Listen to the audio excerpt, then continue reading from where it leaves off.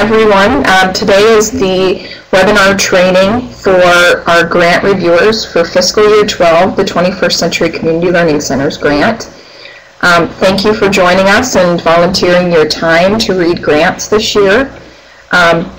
In just a few moments, I'd like to give Vic Jarvis of the department the floor and let him say a few words. But in the meantime, thank you all for volunteering your time for these grants. This year, a few changes have been made, so hopefully things align better this year. And like we'll go over in the training today, the applications have been shortened to 20 pages maximum this year. And so that's a little bit of a positive change. And I think hopefully this year you'll find that the process is a bit easier, and hopefully your volunteering will be worthwhile. So thank you very much. I'm Michelle Rich of the Iowa After School Alliance. For those of you who don't know me, I'm the network coordinator of the Iowa After School Alliance, and we're contracted with the department to offer technical assistance and support to 21st century grantees.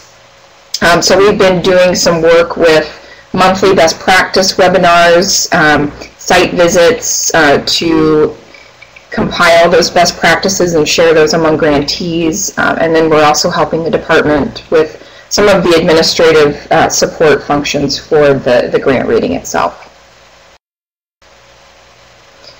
Vic, I don't know if you've joined audio or if you have audio.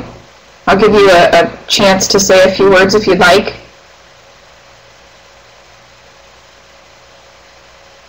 Okay, I'll go ahead and go on, and I'll let Vic come in when he has audio.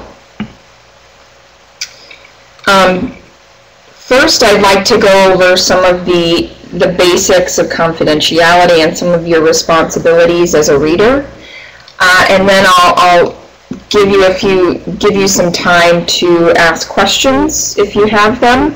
And I want to be sure that this training here today allows you to ask those questions that you have and get those answered before we send out the applications. So just a few items about Adobe Connect. That top box. Hi, Vic. Welcome. Early in the morning for me to be typing in those passcodes. Would you like to say a few words to the readers? Sure. I'd like to welcome everyone to this session, and thank you for all for agreeing to help read this grant, because we've got tremendous need in the state, and you're going to help us to make the selection of the best applicants who are going to provide the greatest experiences for kids. And also, too, if you're thinking about making an application, this is great training for you. If you haven't made an application or you're thinking about it, to see what reviewers are doing, and that's going to help you to make an application when it's your turn to do so. Okay.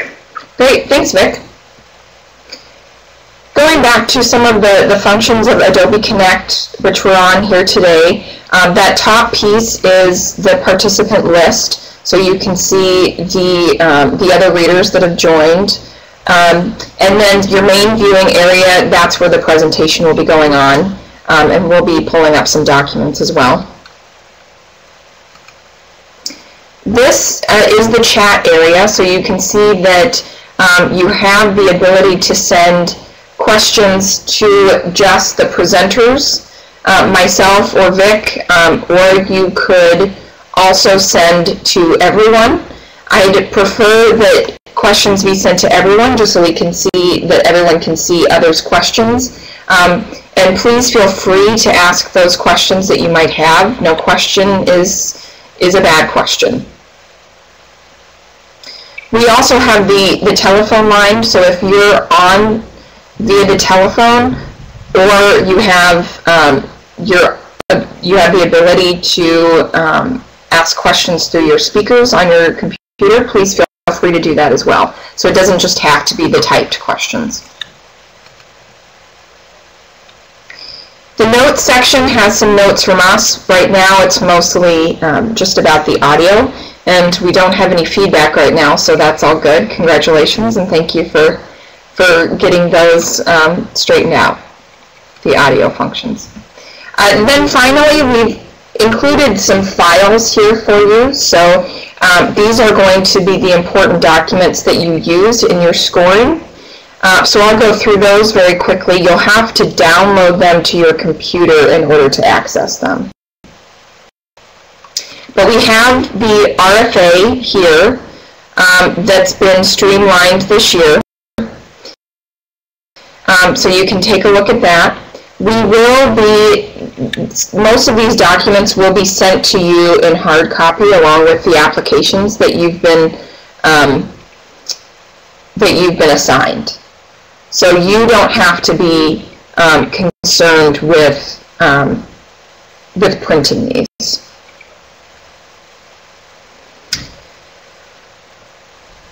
Michelle, I'm resizing the window because they can't see the additional files. Okay. On their end. We have the ability, to scroll in. So this is just going to make it a little better for grantees. Great. Our reviewers, anyway, they'll be able to see all the files now. Great. Thank you. Corinne asked about if these are the same documents that you got over email, and yes, they are the same documents, so they won't be any different. The second is the scoring worksheet. This you'll use for your scores and your comments, and we'll go through that here in a bit. The reviewer guidance as well, and this just provides you an overview of your responsibilities, and we'll go through that today. And then there are some appendices to the application that include the required forms and practice lists. Those are things that you'll want for your own information but aren't going to be scored.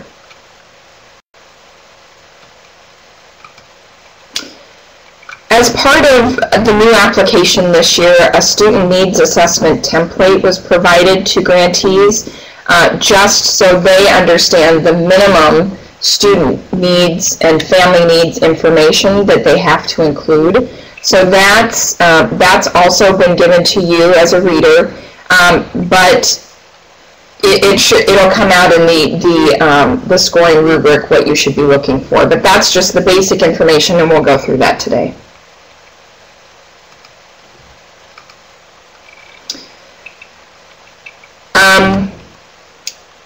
The other documents are the appendices and some reviewer pieces, as well as the presentation today, so you'll have that for reference.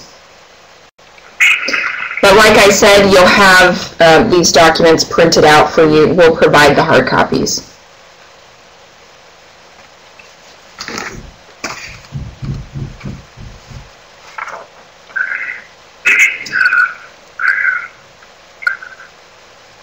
Laura had a question in the documents are a pod. These little windows that you see are pods. There's one that says Files 3. That's a file sharing pod, and you can see maybe my mouse scrolling over them. If you click to select one of those files, and then click you'll see the button Save to My Computer will appear. And when you click on that button, you can download these files one at a time. It will open up in a new browser window. So every one of those files will open a new browser window so you can download them to your computer. The good news is we've shortened the application. It was 120 pages. It's down to around 47. But the bad news is we probably are going to have more applications to read. But that's okay. We've got, we never have enough money to fund all of the needs, so we just, we're going to be doing the best we can with this. All right, thanks. didn't pull any of the documents up, so you're seeing what you should be seeing. Just an overview of what 21st Century Community Learning Centers are for those that aren't able to, those that don't have a lot of history with 21st Century. 21st Century is really designed to, like Vic had mentioned, implement effective out-of-school time programs that result in improved student achievement, so that's really key, and be enhanced and sustained through the community partnerships. So you'll see that those are two important pieces of the 21st Century. Okay, let me address the questions that are coming in about audio. Ideally, you should be on the phone call for your audio and the website for the visual. The audio is problematic because there are so many settings, and we've got 16 participants, 2 hosts, so we've got 18 people. That's 18 configurations that can be different. And if just one person has a problem with it, it can create feedback. We do have it set up so you should be able to hear me if you have your computer audio on, but it may be a little bit low. Michelle has to have a speaker by the speakerphone, and sometimes it doesn't pick up that. You can hear that feedback, and that's because somebody is on the phone at the same time they've got the computer audio on. And what I have done is I've muted mine just so I don't create feedback. And I'm on calls with this tool, and a lot of times there's 100 people on the call, and they have to do it with the telephone just to keep order. And not only that, they tell everyone they auto-mute the phones. And we're not doing that, so if you're on the telephone, the settings are a lot simpler. You can come in with a question at any time, and everyone will hear it. And it should be picked up, but it may be a little lower on Michelle's end where she's doing the recording. So it's a good tool. We just have to do a little practicing with the nuances and using it. So I hope that addressed everyone's question. So it looks like that the audio is much better through the phone. So you can call into the phone line, and that information's in that notes section. So we'll go ahead and go on. The 21st Century, like I said, was it's really intended to focus on that student achievement piece, which we'll go through here today, and also the community partnerships. Those are very important, and the community partnerships are really intended to help provide varied programming in the categories that we'll go over today, and also the sustaining the program beyond the grant.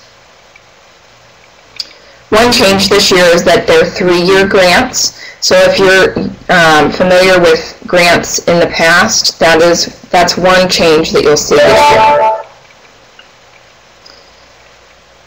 The total funding that is available this year is $5.7 million. Last year it was around 4.3. And to give you an idea of the number of grants that were funded last year, we had 6 grants that were funded.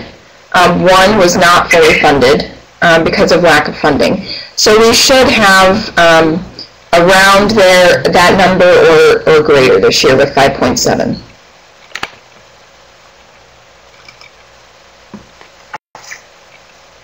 One of your responsibilities as a reader is to become familiar with the 21st Century program. We have a few websites that can give you some additional information about the program. You have the Department of Education webpage, and here I've shortened the URL to access that page. But then there's another website that's designed for the grantees to share information, and that's a wiki. And so if you'd like to go on there, we have the best practices webinars that are available on that website and some additional resources that we've collected for the grantees. So that's a good website to get a little bit more information on what's currently going on in the Iowa 21st Century program.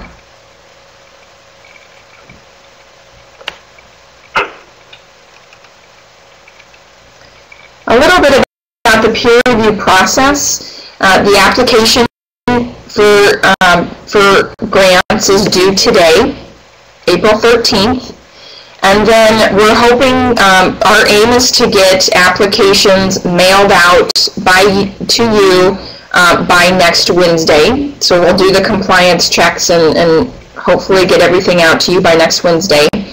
And so that, if you get the documents, some of you will get them Wednesday, others will get them by Friday, hopefully, then that should give you about a week and a half, 2 weeks to score. Our team readers conference is on May 2nd, and that is required.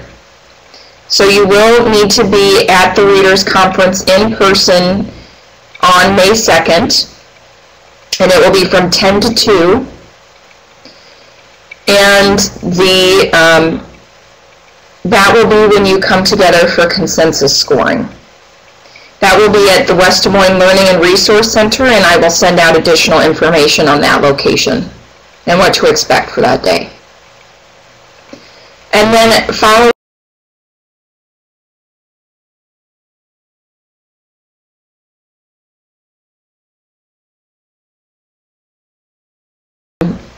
following that period, the awards are finalized and the contracts are sent out.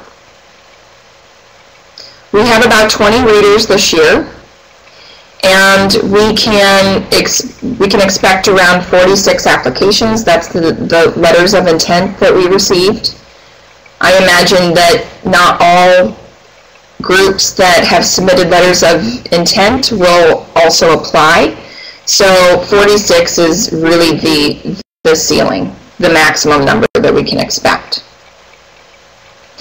This year we are requiring comments for scores that are less than full points, and we'll talk a little bit more about that, but basically it allows grantees or those applicants understand why they scored how they did, and usually the issue, of course, is when they don't receive full points.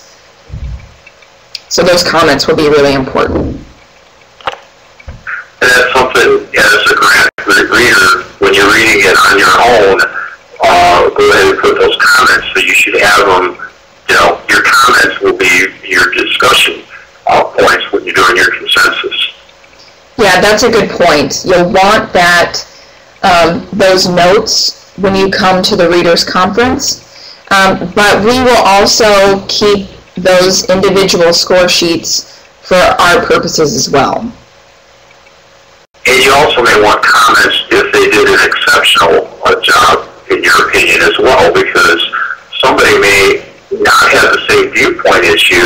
You may have said they did a fantastic job with documenting their student need, and somebody that may not have an educational background like yourself didn't think they did so hot. And, you're going to have to document why you gave them full points. So, you probably need to do comments for all of them, just because that'll help you when you're doing your consensus. Sherry asked about some of the compliance checks that will be done. Those are, like Amy had mentioned, meeting the page requirements, that they've included each of the narrative sections, the required forms, and then the minimum eligibility. So meeting that 40% free or reduced price lunch eligibility for their sites and the students they're targeting. But then also this year, we are not having readers determine the competitive priority. I know that was an issue last year. So this year, we're just assigning them the 5 points for the competitive priority. The department will be doing that. So that's something that readers don't have to worry about. We're going to do a lot of those compliance checks as a department. However, if we miss something, and you find it in your grant reading, make sure that you bring that to our attention, because it always helps to have more than one set of eyes looking at something.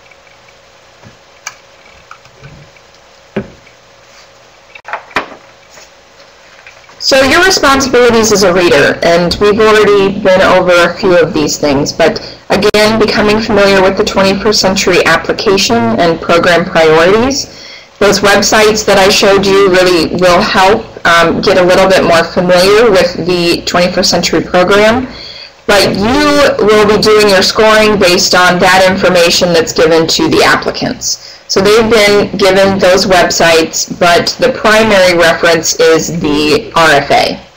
So the request for applications that has a lot of the background on the 21st Century program and the requirements of the application. So that's really your main document. And we'll be sending a hard copy of the RFA, but you've also been sent the RFA via email, and it's also there in the files pod. The second piece is to understand how to apply the scoring criteria, and that's something that we'll go over today. Maintaining confidentiality, I'll go over that a little bit here, and then reporting conflicts of interest, which you've done in your application process.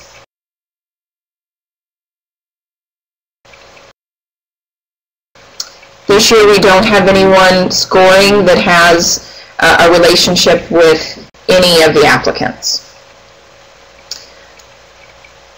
Don't evaluate one application against another, but rather scoring according to that standard that's in the rubric.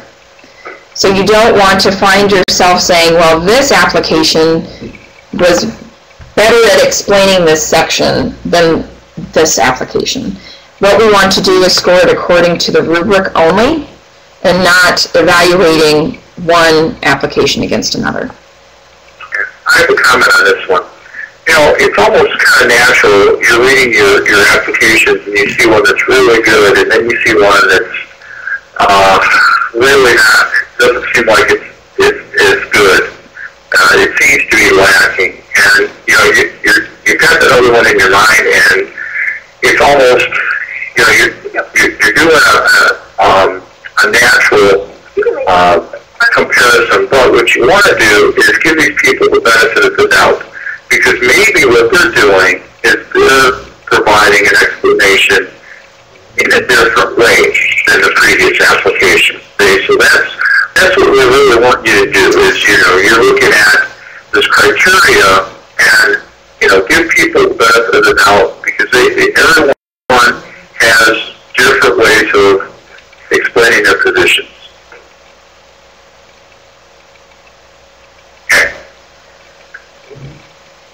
As we have mentioned before, the constructive strengths and weaknesses in your comments will be important, and I think the operative word here is constructive, and so really looking at the comments as an opportunity to help them prepare a better application for the next year. And so that's where also identifying strengths of proposals is helpful as well, so they know the strengths and weaknesses in the application. Of course, attending the Readers' Conference and actively participating in those discussions. That consensus score is what's going to be used to rank the applications. So really that Readers' Conference time in your teams is extremely important. So the point of the individual reading is that you can identify your own scoring and your own opinions on the performance of the application, but you come together and you're able to discuss your differing positions. And so you come, hopefully, to a more balanced score that way in the teams. And then, of course, ensuring all required forms are completed and submitted. You've done this with the application already in the conflict of interest form. I'll make sure that everyone has a signed copy of a conflict of interest form, just so we have that on file. But then, of course, to receive your stipend, the Iowa After School Alliance will process those. So I don't think we need as much paperwork as if the department was doing that. So we'll make sure that all those forms are completed at the Readers Conference. I have another comment on the consensus that just came into while you were doing that explanation. Now, the comments are vital, because without the comments, the only thing we can do is take the different reviewer scores and do an average. And that was something that people expressed to me that they weren't really happy about. So, by everybody having their comments and then taking a look and discussing their positions, we don't have to go to using the averages. I mean, the averages is kind of the lowest common denominator. So that's just another reason why it's so important for you to have the documented comments when you're doing your review. Okay. And like I mentioned before, if you have any questions that might come up, please go ahead and ask them. You can ask them in the chat to type, or you can ask them over the telephone just to unmute your line. But we're happy to answer your questions. So a major issue is confidentiality, and basically that means that you'll obviously know who's applying, so you'll have the names of those organizations, and you'll get a lot of privileged information through your reading. But we'd like you, and we require you not to share that information with others. So please only discuss your applications with other readers in your team and the Iowa Department of Education staff and the Iowa After School Alliance staff that's helping with this process. So please don't discuss the application or your written comments or scores with anyone outside of the people here on the webinar. And that's before, during, or after the panel discussions. Obviously, we don't want you to release the names of the other reviewers here. You'll all have your own reviewer number, so you will also, your comments and your name will be confidential. So you do have that protection yourself, but know that a list of your names, so who's reading, not the name of the individuals attached to the applications that they were reading, but a list can be provided. And that just keeps the whole process transparent. So any questions about confidentiality? The conflict of interest is just another issue where the conflict of interest is really any situation that might put in jeopardy your ability to be objective with your scoring. And so, like I said, we don't have anyone that has a direct relationship with any of the applicants this year. But if you see that in the applications that you end up scoring, if any affiliation does happen to come up, please let us know.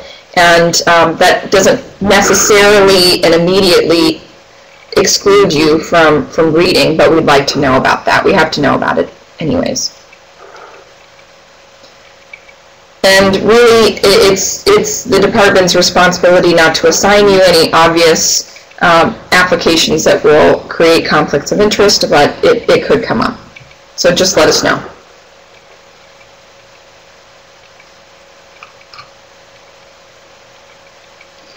So just the reading, if there's, when you get your applications, if there's any doubt in your mind, email me, and we'll quickly to correct that, because sometimes these things just happen.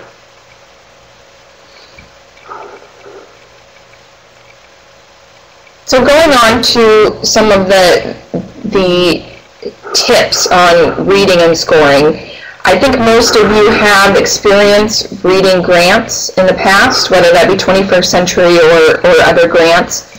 But basically, just a few tips: read with a purpose, focus on the information that you'll be scoring. So the rubric really will help you identify those items that you'll be scoring on. And I think with the page limits this year, there shouldn't be a lot of extraneous information provided, but you know, really it's up to the reader to be able to skim that information that's not really essential to the scoring, and be able to, you know, prioritize sections and information to help make the most of the time that's required to read the applications. Take notes, and that comments should really help you do that. It's understood that through this process that individual scoring really is the brainstorming period, the notes, the initial part of the process. The consensus scoring is really where you should have your final comments and scores. So don't worry about those comments on your individual scoring sheets. That really is your initial reaction, and we want you to be able to feel comfortable taking those notes.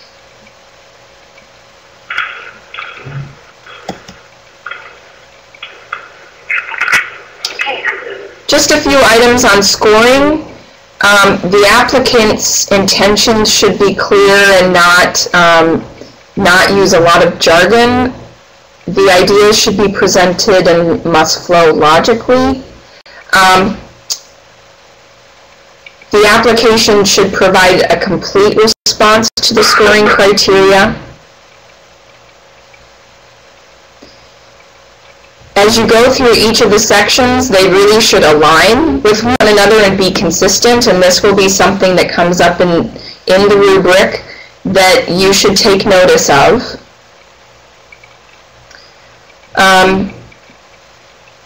There is an expectation that the activities proposed be consistent with current and accepted knowledge and ideas in the field. And then just don't score on grammar or spelling. We're not going to worry about that piece. So really it's about the intention and the ideas proposed, not the spelling or grammar. A little bit about the process prior to this. We've done applicant workshops in 3 locations across the state. We've done a webinar as well to clear up some of those questions that came up during those workshops. So there has been a lot of time allowed. Vic has been very responsive to questions as well from the department. So the applicants have had an opportunity to clarify issues that come up. So they should really have all the information they need to respond to all the questions clearly and within the specified page limits.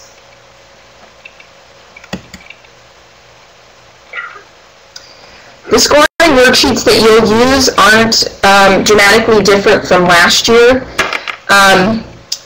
The criteria from the rubric will be listed, and then the next column is for the number of points. This is a scale. So on the rubric there will be discrete scoring numbers, and so you can award within that scale. And then the comment section, of course, plenty of room for your positive and constructive comments. If you're on the phone and you don't have a question, please mute your line. Thank you.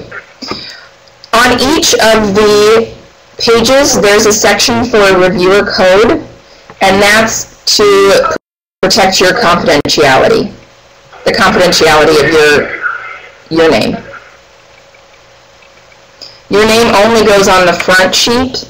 Those are for our purposes, but the reviewer code is on the sheets with the score and the comments.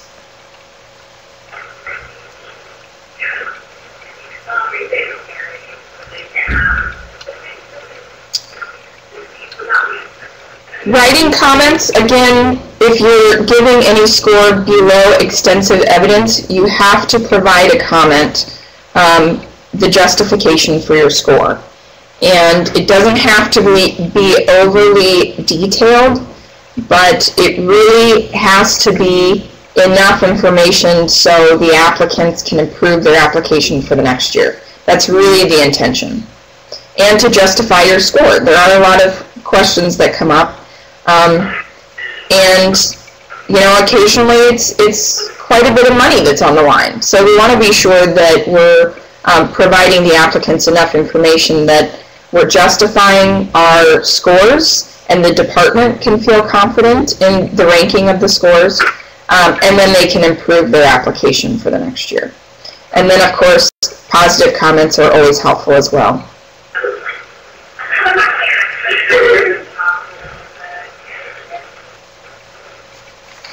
I guess you could say that those comments are pretty important. That's why we keep bringing them up.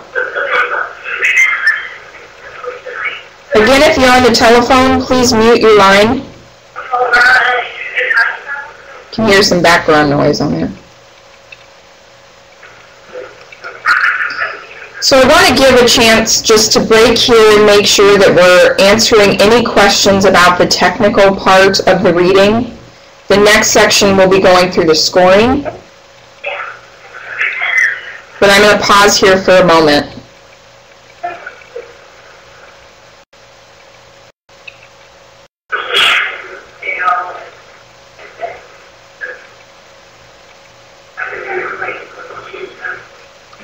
I think we've been doing pretty good. I've noticed that we haven't been getting a lot of comments on the chat. Well, someone's typing now. Francis is typing. I'll just stop typing.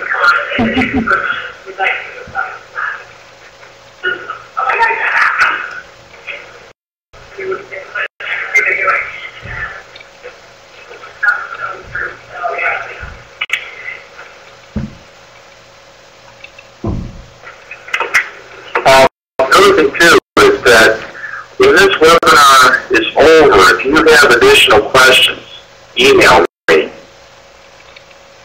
Because, you know, it's really important to keep this thing going. I'm answering questions every day, and I was on vacation last week, and I was every day answering grant questions. You know, we've got to keep this thing moving forward.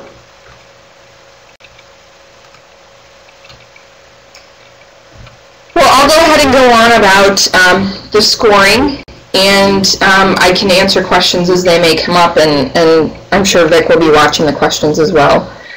I wanted to give you just some basic background on eligibility, because I think it gives you a little bit more context for reading the grants. You won't be required to read for eligibility or the competitive priorities, but I think it's helpful when you are reading. Sue asked a question, yeah, and it'll be mail, Sue.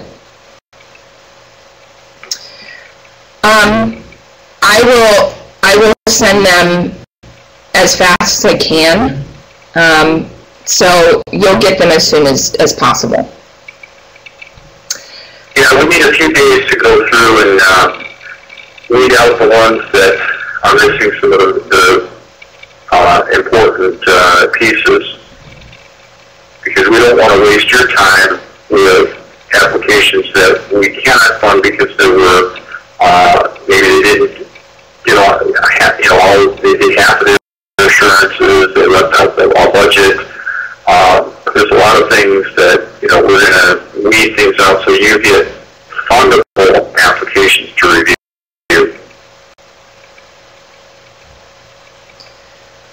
So like I think that's a great segue to the part of the compliance that we'll be looking at is that the absolute priority is the 40%, and that really is to target the highest need students. So those students that meet, or those schools should be targeted that meet Title I school-wide eligibility. The 21st Century Community Learning Centers, when it is under No Child Left Behind, and as you probably know, that federal funding is really targeted to the highest need students.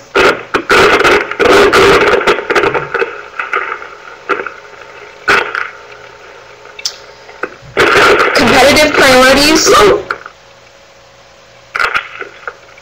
Competitive priorities really are designed to further target the highest need students, so you can look at that first competitive priority that is assigned to applications. It's either 0 or 5 points.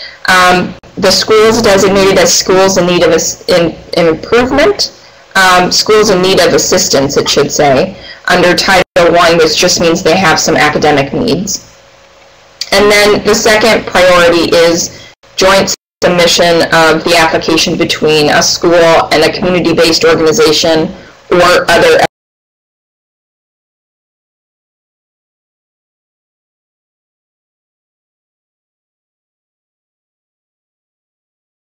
the program. Really, this really reflects the goals of the program to target high-need students for success in school, and also sustainability of the program through partnerships.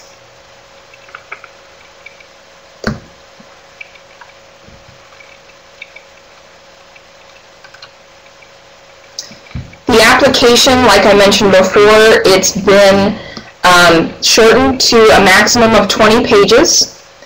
And so here you can see the overview of the application sections. The department this year has done a pretty good job of streamlining the application to align much more closely with the federal guidance, the federal priorities, and the basic requirements of the application. So you can see that the sections of the narrative include the abstract, which is not scored, but should help you in your reading to give you a nice overview of the application or the proposal. The student needs section, the project, research base, management plan, communication plan, partnerships, evaluation, and budget narrative. They also can include MOUs or letters of support. Those aren't scored, so you won't have to worry about scoring those. But in some cases, they might give you a better view of the type of partnerships that they have in their program. I'd like to say that it wasn't just the department. We couldn't have done it without the help of the Iowa After School Alliance. We partnered on this, and we worked hard over many meetings to revise this application, and it needed to be revised. We were working with something that was over a decade old, and there were some changes that needed to be introduced and streamlined and make everything more readable for all parties. So I just want to give credit where credit's due. Thanks, Vic. I appreciate that. You can also see the max points for each of the sections, and then the maximum pages that are allowed. You won't have to worry about the page limits. We'll check those over for compliance. But you should be thinking about those maximum points that are possible in each of those sections. So you can see here that the student needs assessment, the project, and the management plan are really the hardiest sections. And then they're followed by partnerships, evaluation, and budget narrative, and there are a few other pieces. So we'll go through each section, and please let me know if you have any particular questions about each of the sections. Student needs assessment. This is something that is a little bit more focused this year. Really, it's intended to provide that basis and justification for the need. And in this section, we're really trying to get at, and you can see that with the student needs assessment template that was provided, the basic kind of information that we need is student poverty information. So they should all be serving minimally 40% free and reduced price lunch numbers at their school. So poverty should at least be at that level in the schools that they're targeting. Student academic needs. So what kind of achievement gaps can they identify? Also family needs. A component of the 21st Century program that we haven't talked about yet is the family piece. So you have a focus on students with academic support and enrichment, and then the family component is the third piece.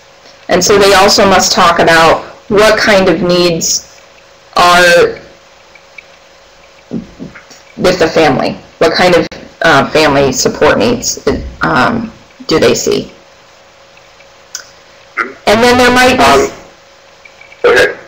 well, there might be some additional student needs, including attendance, motivation to learn or motivation to participate in class. Some of those social and behavioral impacts also should be included in this section. I'm going to give you a little background on why we introduced some things like student needs assessment. We also changed the categories around the names, and what we did was we also made an alignment with traditional grant opportunities. So this is going to be in the future helping our grantees to go out and get those partnerships. They'll already have a student needs assessment, and to go out for additional grant funds, they can just copy and paste a lot of this stuff. There's student needs assessment, their management plan, without having to make a lot of major changes. And the old application was didn't align with a lot of the grants that I've seen that grantees could apply for additional funding. So not only are we making the process more streamlined, we're also trying to make it more effective for going after future grant opportunities. So thanks, Vic. So basically you're scoring on these two items here in the student needs section.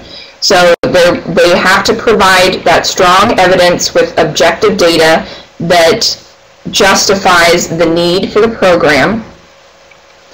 And they also need to identify or provide evidence that they've engaged other stakeholders in this process. So a lot of you probably know about the best practice in needs assessment, and it could include a number of different methods for collecting that information. One of the best practices is perhaps youth surveys, that youth choice in programming. Parent surveys, collecting information from the stakeholders that you'll be serving. So they need to include evidence that they've engaged those stakeholders.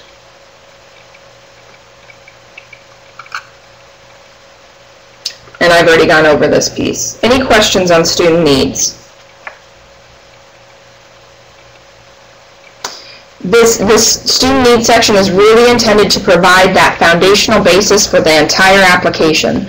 So I think Vic has done a really good job about really hitting home to the applicants that this is really important to you. You can't be developing a program where there is no need. And so this really is the foundation for the entire application. And it's worth 20 points. It's one of the higher point sections.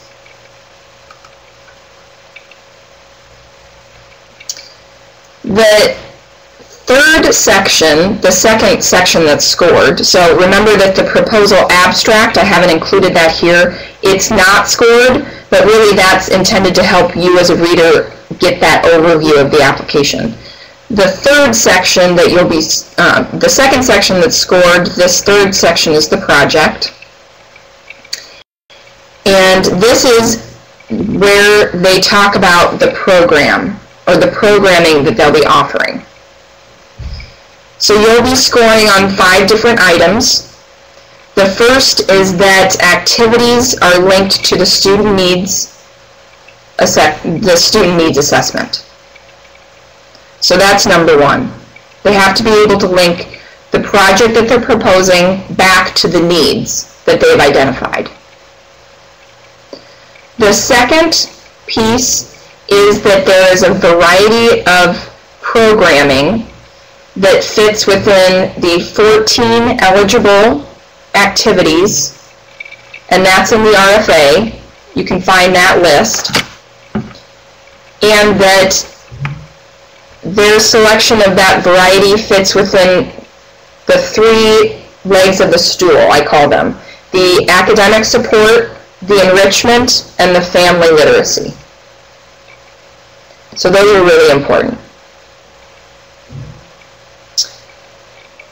The third scoring criteria is their listing of goals and objectives for the activities that are described.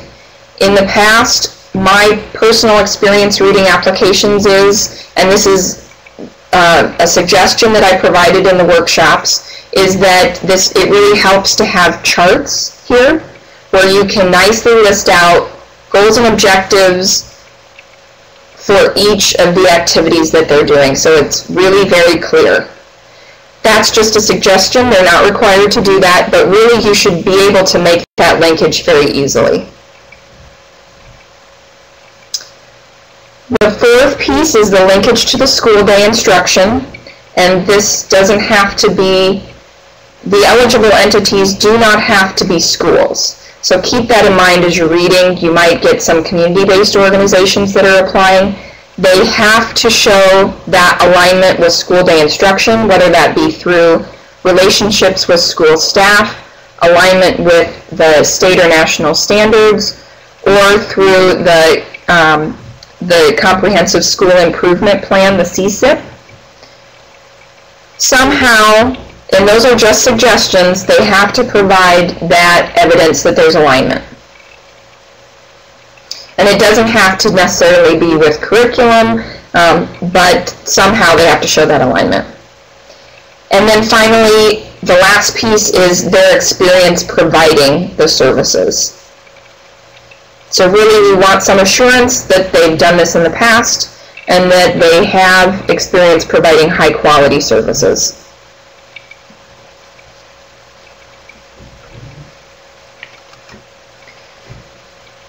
Just a few things to reiterate for the project. Basically, take a look at those 14 allowable categories. There are 14 of them, so it's highly unlikely that they would be proposing something outside of those categories. But it's on page 12 of the RFA, so take a look at those categories, and there are 14 categories, so there's a lot of options there. But there has to be variety, and we know that as youth development and after-school practitioners, that variety is really key. So there has to be that variety, and they have to have that variety within the academic support, enrichment, and family services. And so a basic question I think we all should ask ourselves as readers is the programming that they're proposing sound engaging? Is this something that will have likelihood of success? And is it something that you're interested in seeing in action? I think those are basic questions that you can ask yourself as a reader. And then with the goals and objectives that they have to identify for each activity, do they have some sort of accountability in place for ensuring that their program is effective? Any questions about the project?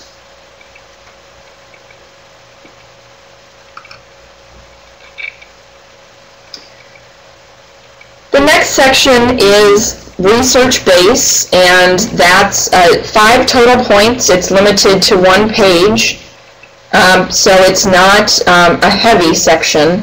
Here I've shown you the principles of effectiveness, and so you can see that needs assessment is the first section that you'll be scoring.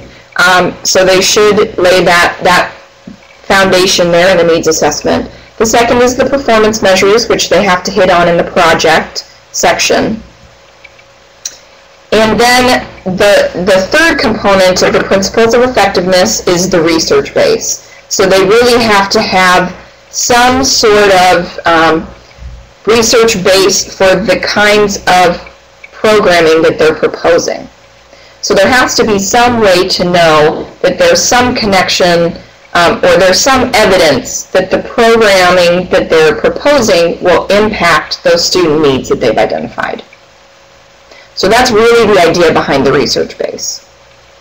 So basically, go ahead, Vic. Absolutely. It doesn't have to be like published research. We're not looking for, some university professors' doctoral research that this program's going to work. There's new activities coming on board all the time. Your research base could be a white paper that shows that it's been effective in helping kids in other after-school programs.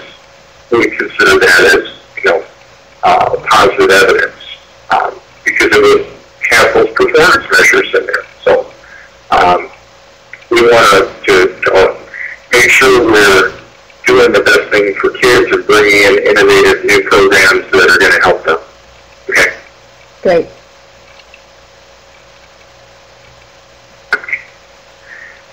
What's a white paper? A white paper is something that it's kind of like a mini research paper that companies will put out that it's like a case, it might be a case study, and it might include case studies just to show that maybe their web services, they've got some web games, so they've got a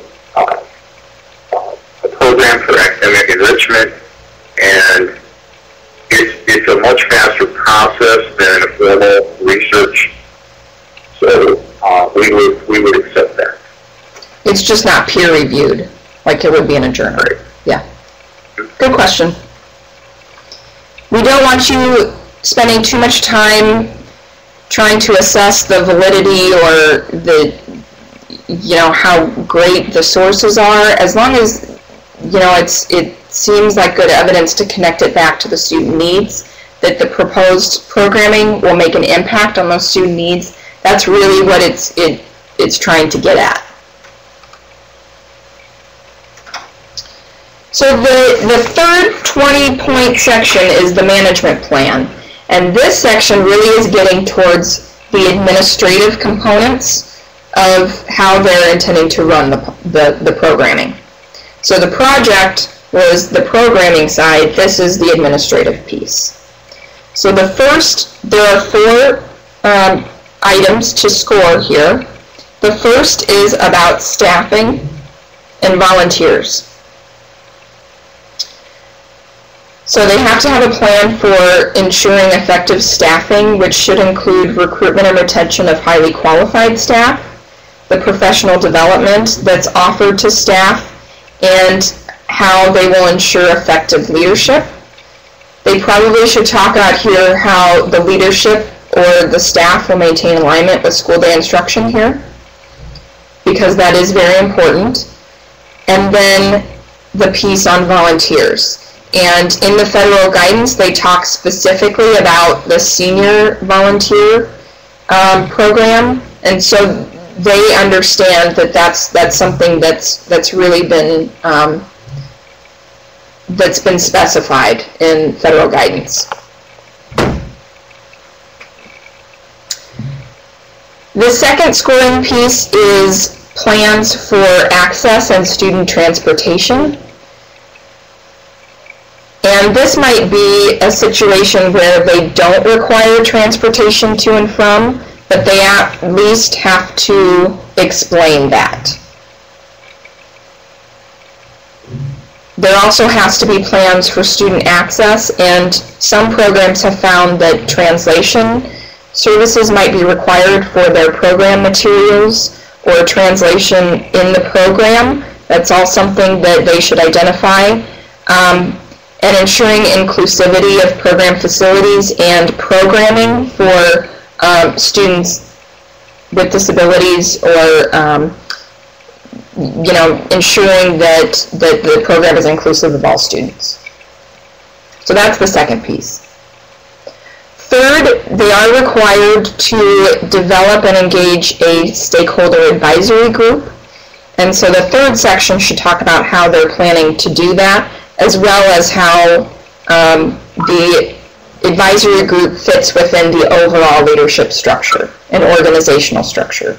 So how will the discussions and the advice of the advisory group be used in the day-to-day? And then the final piece, this is where they talk about sustainability of the program and continuous improvement.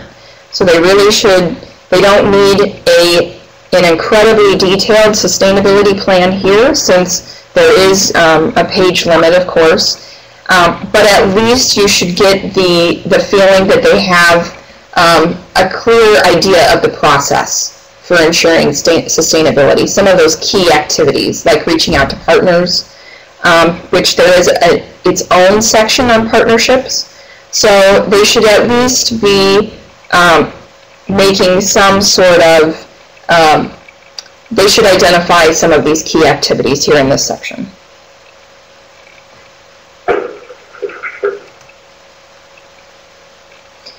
Some basic pieces to reiterate. You should be getting a good idea of how they will run the program through this section. You should have confidence that there will be quality staff, that they'll have a good project coordinator or program leadership. You should also get a good idea of their advisory structure and organizational structure through this section. And then, like I said, a good idea of how they will run the program, including staffing.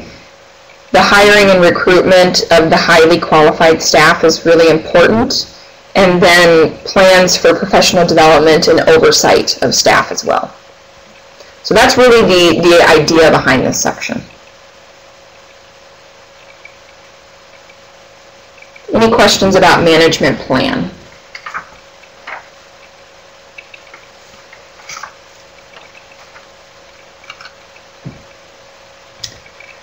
The next section is the communication plan, and this is 5 points, and I believe it's 2 pages maximum. So it's not an area of, it's 1 page, 1 page maximum here. So it's not a section that they should spend a lot of time on, but we do know that having a good plan for outreach and engagement of stakeholders is really important, and sharing of information about the effectiveness of the program. So this chart is just an example, what I provided at the workshops. They don't have to use this chart, but in the past I found, much like the objectives and goals for activities, this really helps to clearly outline the plan. The information that they have to include, these are the 2 pieces that you'll be scoring on. So for each of the outreach strategies and activities, they have to include the frequency and the impact that it will have on the program. And then also the target audiences. So it's a 5-point section with 1 page maximum. So I imagine they don't spend a lot of time in this section, but important nonetheless. Any questions about the communications plan?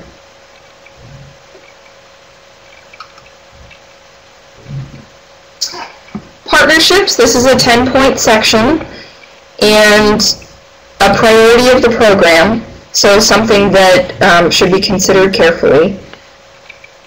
I think the biggest the most important piece of this section is that this year they really need to be sure that they describe the role of their partners in the programming. So it's not enough just to list the program partners, but really need to explain what these partners are doing, what they're offering to the program, and it could be in-kind support, it could be financial resources, they could be under contract to provide a certain part of the programming, but it's really key that those roles be clearly explained.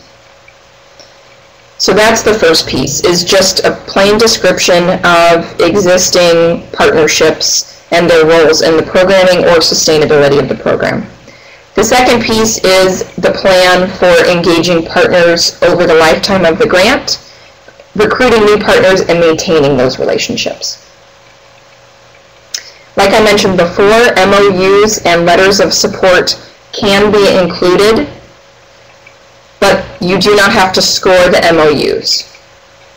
But they might provide you a better picture of the kinds of partnerships that the programs have. Now, don't consider the MOUs comprehensive. They might not have MOUs or letters of support from all their partners. So just keep that in mind. But they're not required.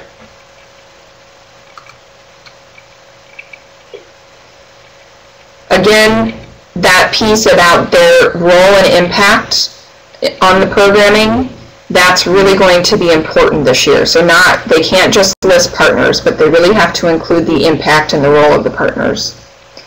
And then in this section, they might be including some explanation of in-kind and financial support from their partners. But that's not something that's included in the budget. So keep that in mind. Any questions about partnerships?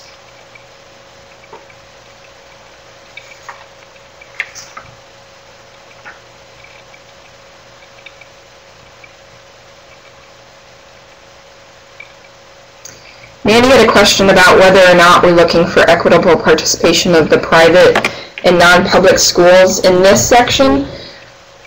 In the scoring rubric and the criteria, it does not mention that they have to explicitly talk about equitable participation. However, if they're engaging non-public schools and students in their programming, I imagine it should be talked about in this section. That equitable participation is an assurance that they have to sign off on. So if you look at the required forms, that's been included this year, and the assurances include, an accessible site and non-discrimination and those sorts of things. So it's not necessarily required that they talk about that in this section. So good question. And it depends on the application itself, whether your non-public would be considered as in the partnership, or you might have them where you'd even do one of their elementary schools as one of your sites, in which case, they're part of the application. So when you meet with your non-publics, you're going to determine the level of their participation in the grant application. Thanks, Manny. Good question. The evaluation section is 10 points, and there are 2 pieces to the evaluation section. The first is that the application must provide evidence that an experienced evaluator is in place to provide the evaluation for the program. And really you have to be thinking about all the elements of program evaluation here, to evaluate the effectiveness of the program, whether that be formative or summative. And they also have to cooperate with the Department of Education in their statewide evaluation efforts as well. The second piece is how they will use the information from their evaluation to refine, improve, and strengthen the program and build community support. The evaluation should link back to and align with those program goals and objectives according to the activities that they're providing, and of course the student needs. So all of these sections really need to be aligned pretty well. Timelines are included in this piece, and the evaluation results, there has to be a plan for making the results public and accessible. So it talks about in a form and language that is easily understood. That might mean translating the evaluation data into a language that's more easily understood by their target audience.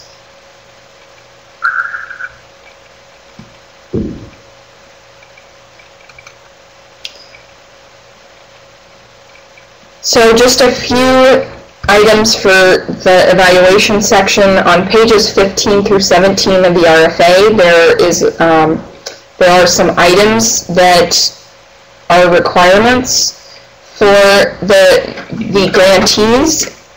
Participation in statewide activities, they've been provided that information, so they should at least mention that they plan on participating in those activities. They don't have to go into a lot of detail, but there at least has to be an expectation that they participate. And through reading this section, you should have confidence that a good quality evaluation will be carried out. So you should have confidence in that, in this section. There is not a requirement that a third-party evaluator be used, so keep that in mind. But whoever they identify as carrying out the evaluation, doing that data collection and analysis, should have the capacity to do a high-quality evaluation. Right, and what we're looking for is, measurement. Proof that, their goals, that how close do they come to meeting their goals?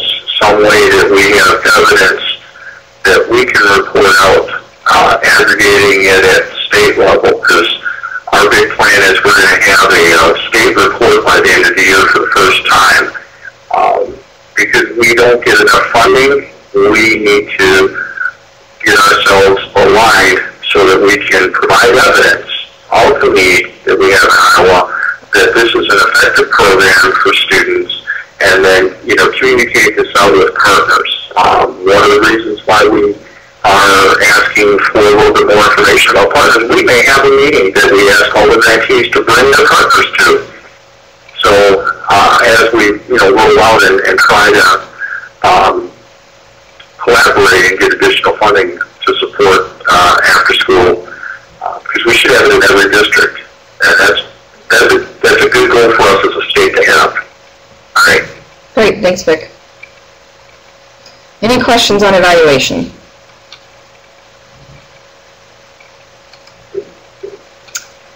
The last section that you'll score is the budget narrative, and they have 2 budget forms that are required in the required forms, and so that should list out the budget numbers according to specific line items very easily for you to track according to each year. The 2 items that you'll score on, the first is that each line item each expenditure has to be explained so it's necessary and reasonable, and how each expenditure aligns with proposed activities. So basically, they have to justify each expense through it being necessary and reasonable, and then how each expenditure aligns with the proposed activities that they're seeking to implement. The second piece is how the programming seeks to supplement rather than supplant current funding. And this might be through expansion of current programs, taking advantage of other funding that they might have. They might mention in-kind support or other resources that could be provided here. But the budget numbers themselves will only be how they're seeking to spend the 21st century funds.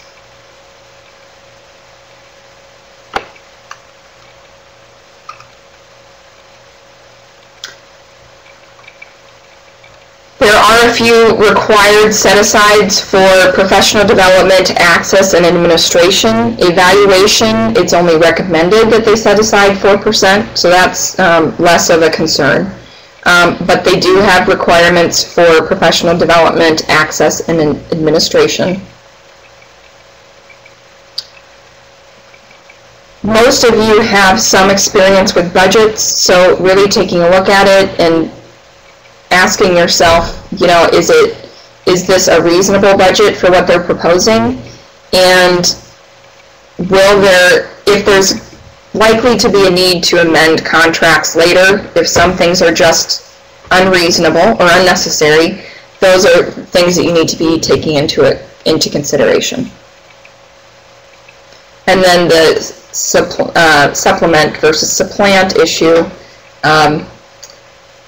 they really need to be expanding services to youth through this grant. Any questions on the budget narrative?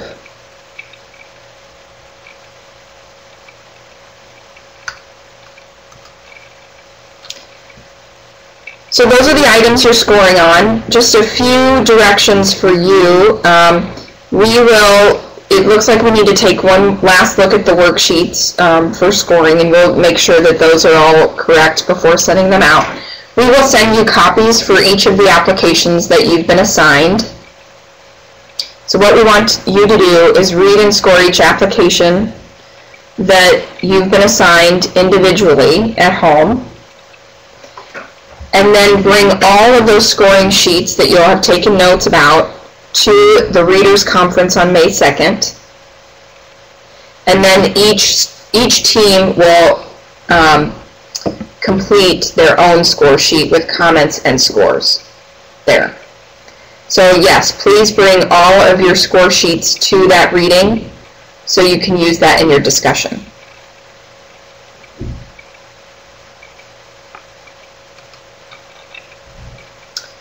Any additional questions before we end today?